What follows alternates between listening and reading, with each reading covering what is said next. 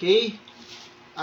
Late unboxing po for Silot PT21. Nakuha ko siya last night pa.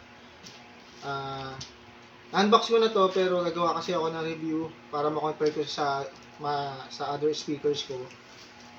Para maano nyo rin yung packaging niya, yung box, yung paano ba ito at bakit ako na lang sa inyo okay naman siya, may zipper box.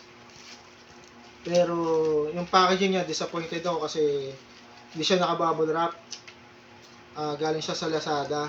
Sana naman binubble wrap para medyo protected. Pero okay naman.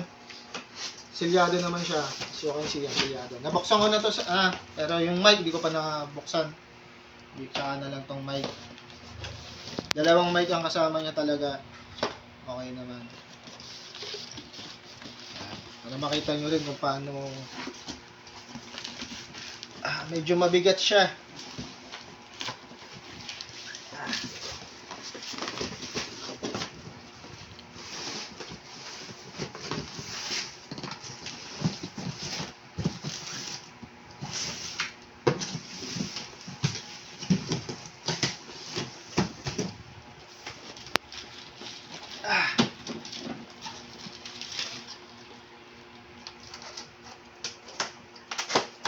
Maganda yung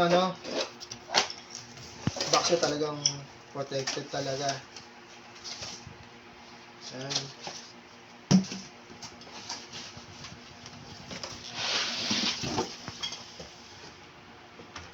Sa loob niya narito yung kasama na rito yung niya, manual. Ayan. Type C, charger niya, tapos yung audio jack, tsaka yung manual na di naman natin binabasa. Ayan.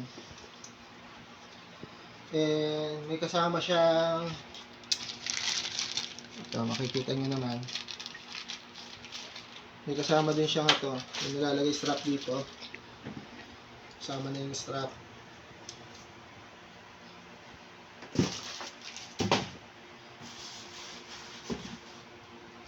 Ayan.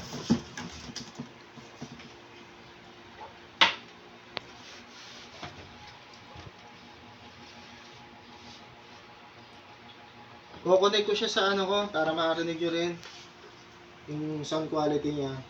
Pero maganda yung bass niya ito. Tsaka pwede nyo siya ilagay sa tripod.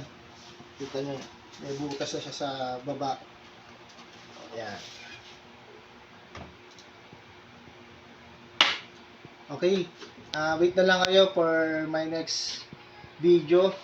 Ayan, compare ko siya sa other speakers ko, sa Hilo 300 tsaka sa Bang Max, para makita nyo yung yung comparison ko sa sounds niya. Wait na lang kayo sa video.